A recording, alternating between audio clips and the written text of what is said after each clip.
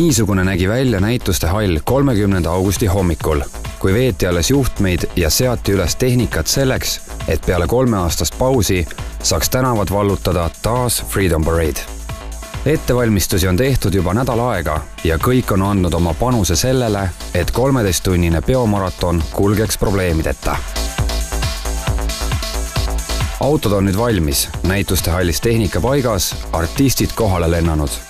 Freedom Parade 2008 võib alata.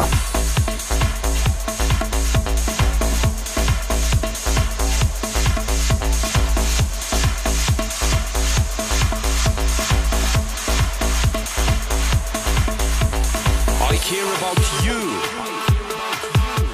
I care about people. I care about music. I care about music. Peale 3 aastat ärajäämist tänaval on päris raske mingid ootusi juba teha, sest tegelikult me alustasime kõik jälle nullist peale. Uued inimesed on kasvanud, kes tarbivad seda kultuuri nii-öelda ja ega ma usun, et see pilt, mis tänaval avanes, see oli nagu üsna sellised olidki meie ootused tegelikult, et täna nagu ei oska keegi öelda, kas see nüüd, ja polegi enam tähtis tegelikult, kas see on suurem, kui oli viimane, kus oli võib-olla ligi 60 000 inimest Tartu tänaval ja kestis märksa pikemalt, et täna see ei ole meie jaoks nagu nii oluline kui see, et üritus läks korda just nende inimeste meelestatuse pärast või meelestatuse tõttu, ma arvan. Või mis sa ootasite? Ma arvan, neid oli piisavalt palju. Meil oli selline ambitsioonikas plaan, et äkki me saame midagi paremini teha, kui me selle enda korraldada võtsime 2001 ja see, ma nüüd ei julge öelda, et see nüüd kohe paremini läks, aga me vähemalt tegime mõned kardinaalsed muutused. See kolis ära Tartu peatänavale, mis on Vabaduse puiestee ja suutis esimesel aastal juba koguda märksa rohkem rahvast kui eelnevatel aastatel.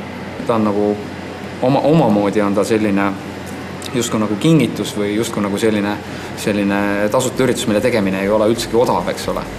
Aga teisest küljest on ta nagu ka teada andmine, mida me siis muul ajal teeme nendes klubides, nendes näitusesaalides ja nii edasi.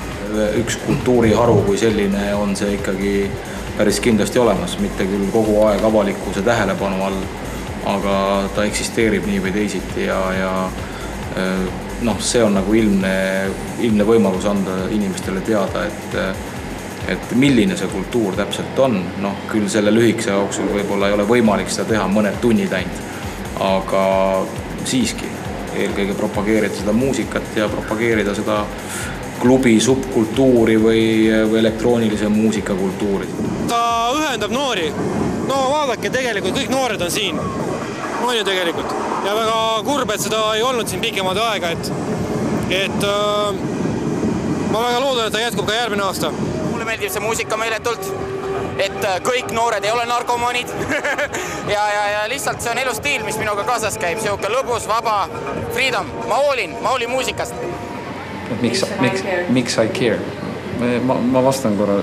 Ja vasta, jah. Alustuseks, et tegelikult meie nägemuses on see, et me tahaksime, et Freedom annaks ka lisaks sellele muusika tutvustamisele ja propageerimisele ja siis DJ-de tutvustamisele ka natukene mingisugust ühiskondlikku sõnumit selle tõttu, et see tasuta üritus toob kokku erinevaid inimesi ja me tegelikult tahaksime, et sellega ka midagi muutuks.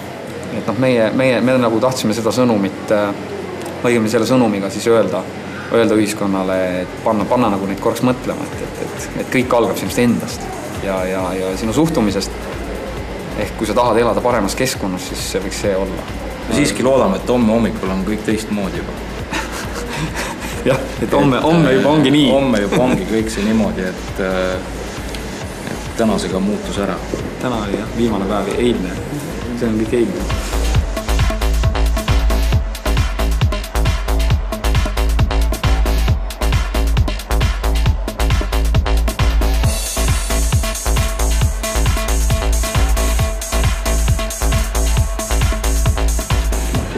Aastad nagu vanemate sõprade nagu soovitus, et seda pole 3 aastat pole väljas vist olnud ja siis tulime lihtsalt, et oli hea olema ja huvitavad päris hea. Muusikat kuulama. Väga hea muusika on. Tahaks veel edasi ka minna, või hommikul käies siin tänaval. I care about you. I care about people. I I care about music. I care about music. Kui noored on innustunud peo jätkumisest ja soovivad, et see tänavatel kestaks hommikuni, siis paraku tuleb neid kurvastada, sest seadus seda ei luba. Nagu iga suurem väliüritus, nii ka Freedom Parade seisab silmitsi erinevate probleemidega, kus noored kuritarvitavad üritust ja mured on lihtsalt tekkima. Alkoholi ja narkootikumide pruukimine jääb iga ürituse kaasakäivaks probleemiks. Viimasest Freedom Parade'ist on möödunud praeguseks juba päris pikk aeg. Kas paariaastane paus ka tänavatele korra on toonud? Viimasest tänavareivist on nüüd möödas 4 aastat, aga võrreldes selle 4 aasta tagusega siis rahvast on vähem, aga politseil tööd ikka jätkub. Meie kohus on avalikku korda tagada nendel üritustel ja seda me ka teeme. Ei, loomulikult, et muusikasõbrale on ikka vaja selliseid üritusi ja tantsuhuvilistele samamoodi, et need, kes korralikult tahavad käituda, loomulikult.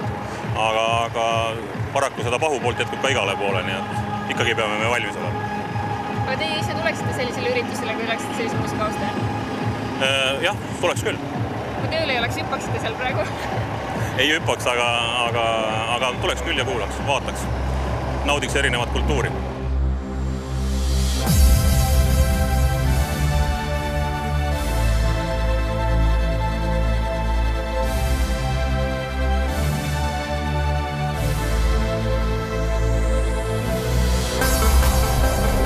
Erinevate muusikastiilide esindamise eest on sel aastal hästi hoolt kantud ja peaesinejate rivi on muljetavaldavalt võimas. Võib-olla just kõige oodatumaks peaesinejaks osutus Dr. Mote. Peaaegu 50-aastane DJ on olnud suureks eeskujuks paljudele noortele tantsumuusika DJ-dele. Tema tööd ja tegemised on suunanud elektroonilist muusikat tõusvas joones. Dr. Mote on just seesama mees, kes Saksamaal Berliinis toimuva Love Parade'i asutas, kus esimesel aastal käis vaid 150 inimest, kuid ürituse hiilgeaegadel küündis külastajate arv üle 1,5 miljoni. I never have expectations because they never can be fulfilled. I mean, that's true actually. If you have expectations and you go somewhere and they cannot be fulfilled, you feel sad. I don't want to be sad and I don't want you to be sad.